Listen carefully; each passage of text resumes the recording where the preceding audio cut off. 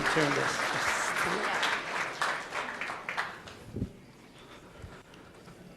Well, thank you very much, Vince. And good evening, ladies and gentlemen. Thank you so much for being here this evening. It is my privilege to be your presenter this evening. And what a billing. I mean, did you see this? Featuring a TED Talk style keynote by environmental speaker Carl Ivan Vorden. I've never done a TED Talk before. In fact, I'm not even that familiar with TED Talks, except I know they do have one cardinal rule. They finish on time. So tonight, there is so much to say and so little time. So I'd like to start by telling you a little bit about the journey that has brought me here this evening to be your presenter, because as you would have heard from Vince, I was raised on a dairy farm in northern New Brunswick in the village of Beldoon. And when I was a kid in Beldoon, there were two major employers, two major industries in town, the smelter and the fertilizer plant. And here's an image that shows the fertilizer plant right here in the foreground, and in the top right of the slide you can see in the distance the smelter. And when I was a little kid, for my first 4 years of schooling, I went to the old Beldoon School, which was located right there, right between the two biggest, stinkiest industries in town. And I can remember very clearly as a kid, there were some days when the weather was heavy that the smoke coming out of the fertilizer plant, which was upwind of our schoolyard, the smoke was so thick it would come down and hang over our schoolyard like a fog. And we weren't allowed to go outside for recess. Or on some marginal days, we were allowed to go outside, but we'd come back in and our throats would have this burning taste. Not very good. I joke sometimes with my brother that this could have been our school uniform back then, but it's really not very funny. I mean, when I was a kid, I didn't know anything about the environment, but one thing I did know was this, and I think any kid knows it. That is, you don't keep a car running in a closed garage because you'll poison yourself. People die that way. And then I thought, as I watched all of that smoke billowing out of the fertilizer plant, I'd wonder, where does that stuff go? And the answer I got was always, away. It didn't work for me, and it sowed the early seeds of concern about what we, all of us, unintentionally but collectively, are doing to the planet that we call home, our only home. And over the years, well, the early seeds lay dormant for a long time, but then in 1999, my first son was born. And a little voice inside me said, do something. And I had no idea what to do. And in 2001, my second son was born, and the little voice got louder, and still I didn't know what to do, except by this time I'd come to understand that of all of the environmental challenges that we face, the big one is climate change. It's the big umbrella over everything. And then in 2006, I remember hearing about this new book that came out, written by Al Gore, called An Inconvenient Truth. And I remember hearing that, and I thought, Al Gore? What's he know about climate change? But then I got the book, and I read it, and I can remember very clearly, as I was reading it, I said to my wife, Karen, I think this book is going to change the world for two reasons. It's written by a famous person, and secondly, it takes this really complicated issue of climate change and makes it simple, so that the average person can get it. And then I found out that Al Gore would be training people to present live versions of An Inconvenient Truth, and I thought, that's for me. This is where the little voice can finally become a bigger voice. So I applied down to Nashville, and I persisted again, and well, 10 years ago tonight, I was on my way to Nashville. And this photo was taken 10 years ago tomorrow. And that changed everything. And here I stand tonight as a speaker, writer, and sustainability consultant. My whole life turned as a result of that. A big milepost in my own life. And the reason I'm here. But another important milestone along that journey as well was this one. was my first job, because after graduating from agricultural college, my first job was actually right out here on Lincoln Road with the Department of Agriculture. And one of my colleagues was Dr. Mike Dillon. And I can still remember when I was out there one day, Mike came around and he had a form and he said, we're forming this organization to start preserving land areas, conserving special places. Would you be interested in signing up? And I thought, that's worth doing. So I signed up and I gave Mike a few dollars. And not long after that, I found out that the Nature Trust of New Brunswick had been formed. And before long, well, there was the first preserve, Shade Lake in Carleton County, in Victoria County, just south of Plaster Rock. 151 hectares with a beautiful lake. And get this, 17 species of orchid. An awesome special area. The first one. And then along came, not long after, well, many more. And today, I believe we're up to 49, pushing 50, 6,900, 7,000 acres of protected areas from the Nature Trust of New Brunswick. And that's awesome. Now, is it enough? Well, let's take a higher level view to look at that. In 1992, the Convention on Biological Diversity was formed by the United Nations Environmental Program. That was coinciding with the Rio Earth Summit that some people may recall. And before too long, nearly 200 member states had come on board. Interestingly, you see here the United States agreed, but never ratified. And it makes you wonder how they'll do over the next couple of years progressing on that one. But no matter, the Convention of Biological Diversity signed first or formed in 1992. And in 2010, that group met in Nagoya, Japan, and put together what were called the Aichi Biodiversity Targets. 10 targets in 20 areas. And Target 11, look at this. Target 11, that by 2020, at least 17% of terrestrial and inland water, especially areas of particular importance for biodiversity and ecosystem services, are conserved. 2020, that is a lofty goal. So how are we doing? Well, the Protected Planet Report came out in 2016 from the UN Environmental Program and a number of partners, including the International Union of Conserving for Nature, of which the Nature Trust of New Brunswick is a member. I believe it's 1,600 members, I think, including governments and non-government organizations all over the world. Well, this report came out in 2016, and it contained this map. And I point out to you the key here at the bottom, and you see the various shades of green. And it's nice to see that, for example, an awful lot of South America is the deepest, darkest green. China and Mongolia, the deepest, darkest green. Most of Europe, the most densely populated continent on the planet, deepest, darkest green. But maybe a little bit disconcerting that we see Canada as a bit of a paler green. We're just under 10%. So it would suggest that perhaps nationally we have a little ways to go to attain that target. Provincially, we also have a little ways to go, because provincially, if you look at only Crown land, we have 8.8% of our Crown land in reserves and preserves. But whenever you look at the entire area of the province, the percentage changes a little bit. So that means that, well, we've got a ways to go.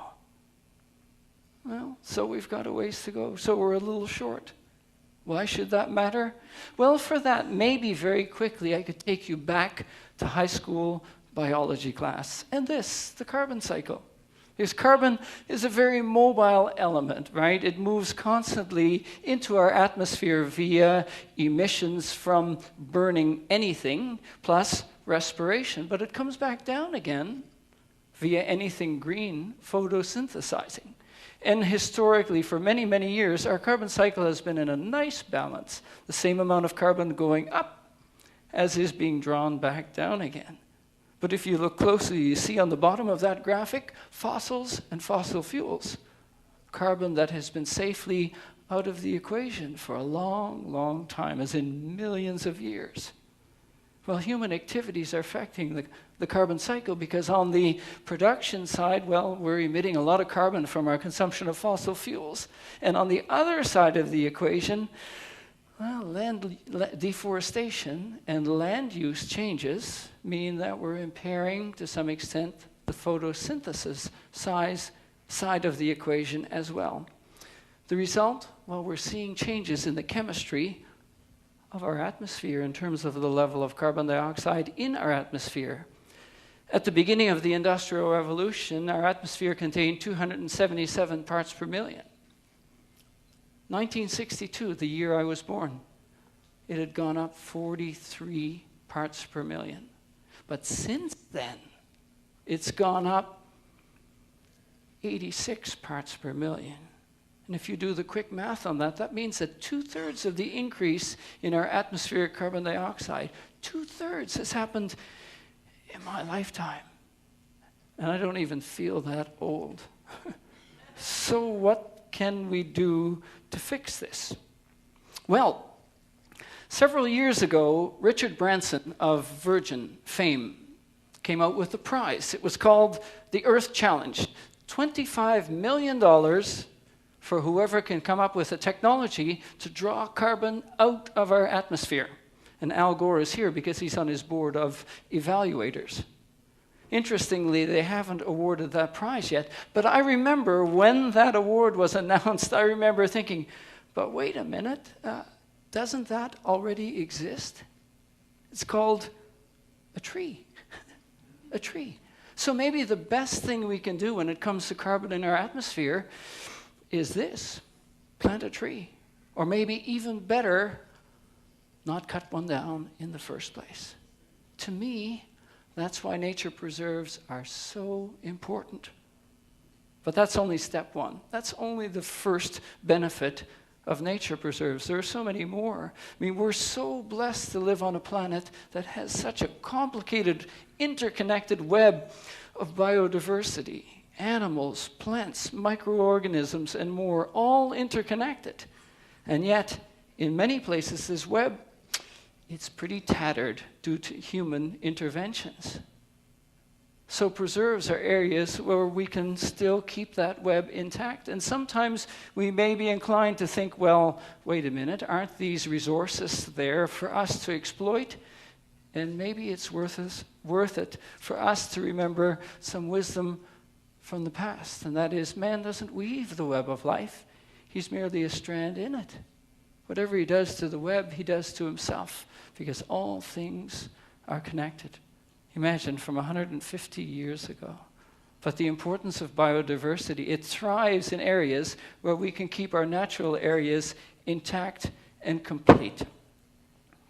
Other benefits of intact areas? Well, for the economists here, there are massive economic benefits as well. They're called ecological goods and services given to us for free by the environment around us. For example, things like water purification or pollination services. I think it's 1/3 of our food comes from pollinated crops, so we owe the bees a lot of thanks.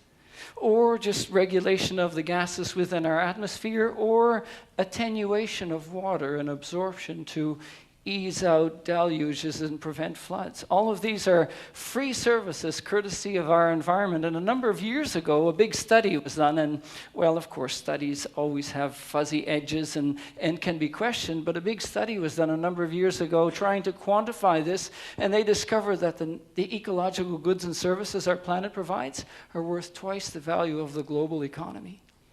Twice the value. A lot of freebies that come from keeping intact, conserved areas. But it doesn't stop there either. This is a photo I took a number of years ago, one of my favorite photos of one of my favorite days ever. And I guess I could call it a good walk in the woods. And if this looks a little bit different, maybe this will help give it a little perspective. You see that little red circle? That's a person. This photo was taken in Northern California beneath the majestic sequoias, the redwoods.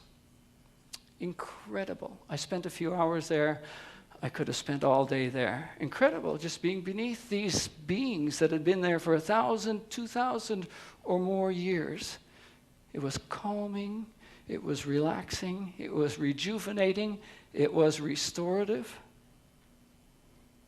Well, maybe that's what the Japanese meant when they first coined this term, Shinrin Yuku, the medicine of simply being in the forest or forest bathing. I mean, I don't know if my good feelings came from biochemistry here or biochemistry out there, but it doesn't really matter. Forest bathing, calming, restorative, and it seems to me it's something we can use a lot of these days. Not long ago, I was looking at an advertisement for a retreat in the woods, and they used the term digital detoxification. Digital detoxification, a sign of our ultra-connected times, evidently. And if that's a little bit disconcerting, maybe this is too, and that is nature deficit disorder, first coined by this author in this book from 2005, I think, Last Child in the Woods. And you know, I guess that's what happens when young people spend too much time doing this and not enough time doing this. And aside from all the loss of learning, well, there's another side to it as well, and that is we only protect what we love. And if you don't know this, how can you protect it? It's so important. Thank heavens that now we're seeing more and more of this, forest classrooms. I think the trend started in Scandinavian countries. And in fact, I remember reading about one school where the kids were outside all the time in virtually all weather. Pretty amazing. And learning there, curriculum-based lessons, but out in the natural world. And it's spreading, because now you hear a lot of that happening now. I believe in BC it's taken hold a lot more. And here in New Brunswick, the Conservation Council of New Brunswick has No Child Left Behind as a program that travels from school to school doing outdoor activities with our young people. And that's wonderful. David Suzuki Foundation had the 30 by 30, 30 days by 30 minutes challenge. We're challenging people to go outside. And that's good, because we so need to learn. And what better place than intact preserves, like the ones that this organization strives to create. Well, I think my time is winding down here, so it's time to start putting a cap on this. And maybe to summarize, this is a nice quote from Theodore Roosevelt, a Republican president of the United States with a very strong conservation bent, because he was behind preserving some of the most beautiful parks in the United States. And years ago, Roosevelt, who's pictured here with John Muir, who was the founder of the Sierra Club, years ago, Roosevelt said, far and away, the best prize that life has to offer is the chance to work hard at work worth doing. And I remember when I first heard that, those three words just jumped right out at me. Work worth doing. I'm not sure that everything I do passes the test of work worth doing, but I can assure you my involvement with the Nature Trust certainly does, because this is work worth doing.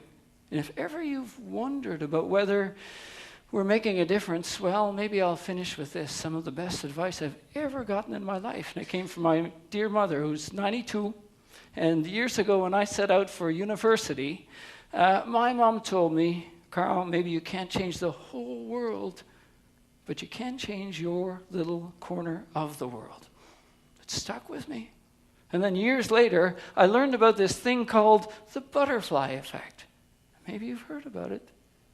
Here's the true story behind the butterfly effect. It goes back to 1961, when a meteorologist named Edward Lorenz at MIT developed one of the world's first programs for forecasting the weather. It would accept a dozen variables representing current conditions, do a whole bunch of complicated calculations, and then produce a result or forecasts. So he ran a scenario through his computer program, and like any good scientist, to verify that everything was working well, the next day he ran the same scenario through, expecting that he would get the same result, and to his astonishment, the second day the result was completely different. So he went back to look, and he found that one of his 12 numbers that had been entered the first day to 6 decimal places had been entered the second day to only 3. Minuscule difference.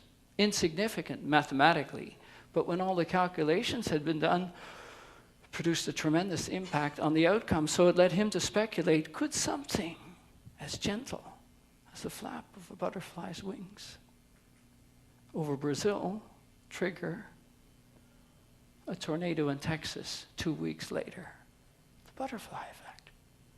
And then whenever I heard about that, I thought about what my mom said. And I thought, you know what, maybe if you can change your little corner of the world, just maybe the world will listen, and just maybe you can change the whole world. I really believe in the power of one committed individual or organization to make a significant difference in the world.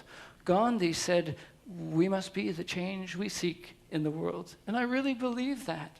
And I really believe any of us is capable of creating that change. Whether it is being a steward of one of the preserves of the Nature Trust, whether it is personally divesting ourselves of fossil fuels, or whether it's simply being here tonight and supporting this wonderful organization.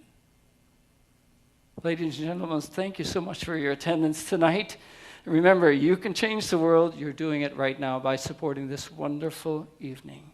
Thank you very much for your attendance, and please enjoy the rest of your evening.